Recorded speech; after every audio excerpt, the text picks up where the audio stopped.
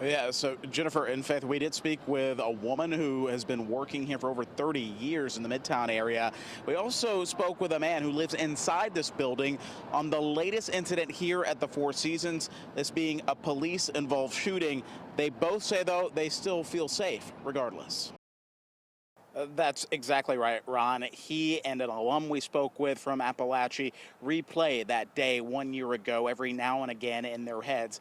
They each lost loved ones, friends, and co-workers in that shooting that happened a year ago. So to them, moving forward means embracing that phrase, Appalachia Strong, by leaning on one another. As a matter of fact, Kira's grandmother's birthday is actually on September 4th. It is today, so you can imagine she has a lot of mixed emotions about this date. Kira says her grandmother told her her greatest birthday gift was watching and knowing that her granddaughter got out of Appalachia High School alive. Ron.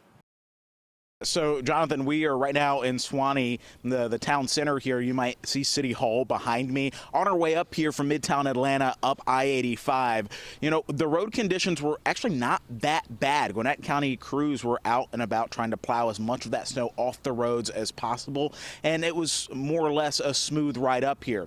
Then we got off on Lawrenceville-Suwanee Road, where we did run into a couple of stranded cars out there, just showing you how rough these conditions have been all throughout this morning and early on this afternoon.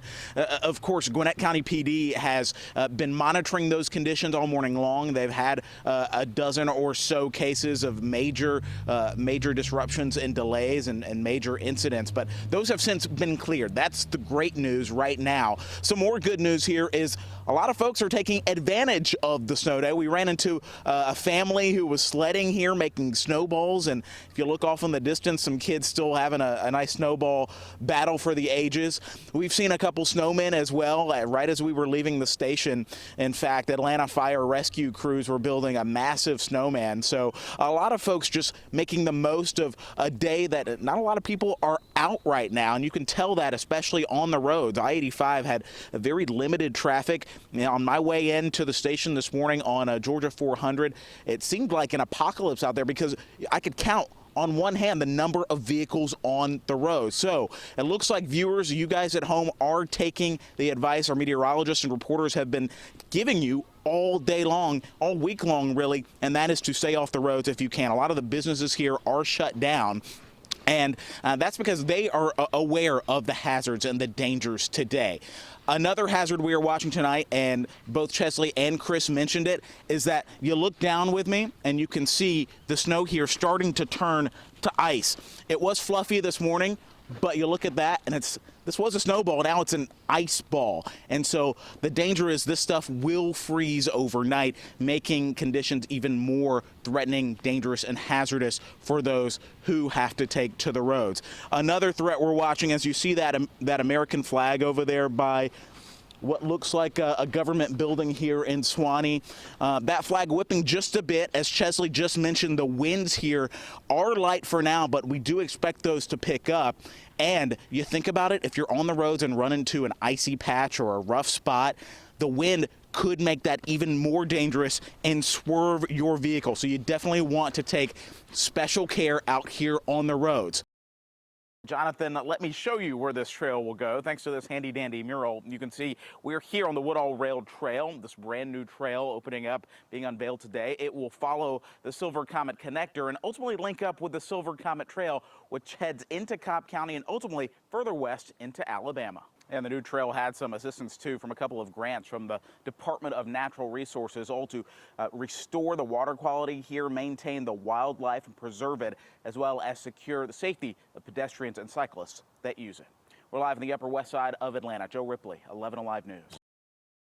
Yeah, shout out to 404. A lot of buzz here in the Battery. You can see behind me as the streets are lined. We're getting ready for the Braves Walk. This is when players and coaches and heavy hitters, you've heard of the Marching Band, and they are all headed down Battery Avenue to take part and take in the very first Braves home game of 2025. We've been out here all day, and you can feel the excitement despite the slow start to the season. I want to bring in my man, Ennis here. Ennis, yes. You're a season ticket holder. I am. You live here.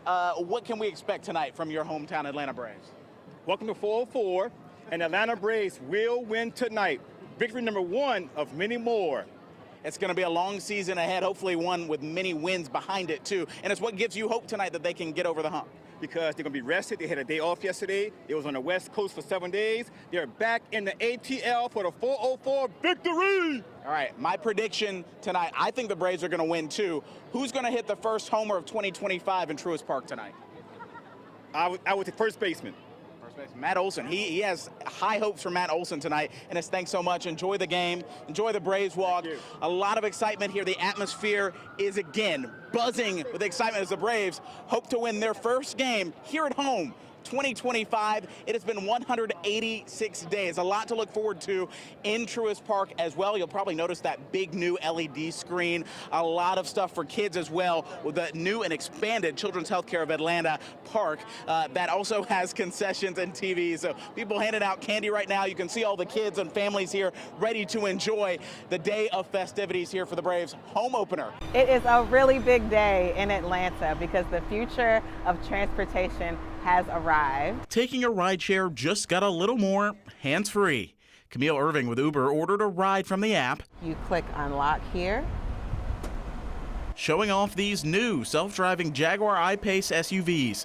They come equipped with 29 cameras and 11 sensors to track other cars, cyclists, and pedestrians around us. The Waymo driver has hundreds of millions of miles on the road and honestly a superhuman safety record.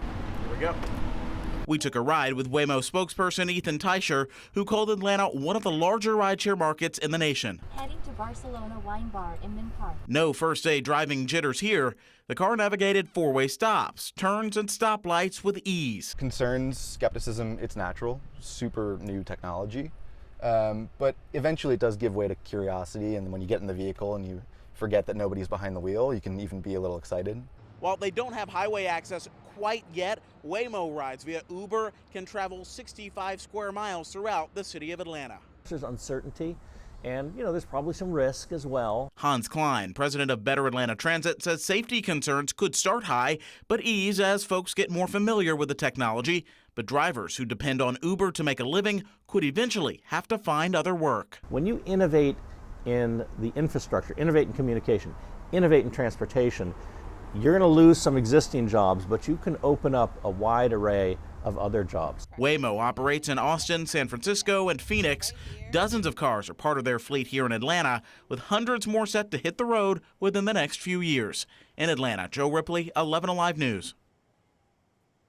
Vansh Patel didn't expect to go to Georgia Tech.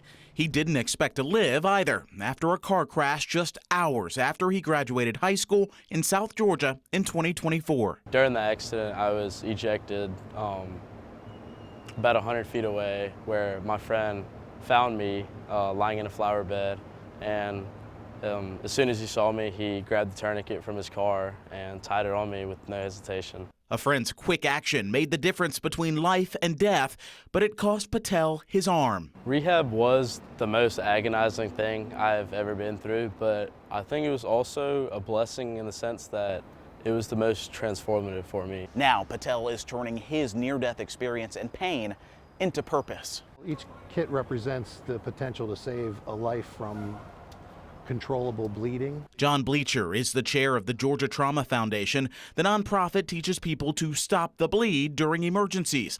Bleacher calls trauma the leading cause of death for people under 45, but says knowledge and preparation can save lives. Part of the process is to provide the kits, but also to provide the training that's necessary to know how to control controllable bleeding. Bleacher says nearly all public schools in Georgia have 12 bleeding control kits each, and 95% of school buses have them as well. The foundation's working to expand access to the kits to law enforcement and other first responders. It takes one quick decision to completely turn around someone's life. Talk about the unexpected. Despite losing an arm, Patel gained a newfound love and appreciation for life and how to save it. In Atlanta, Joe Ripley, 11 Alive News.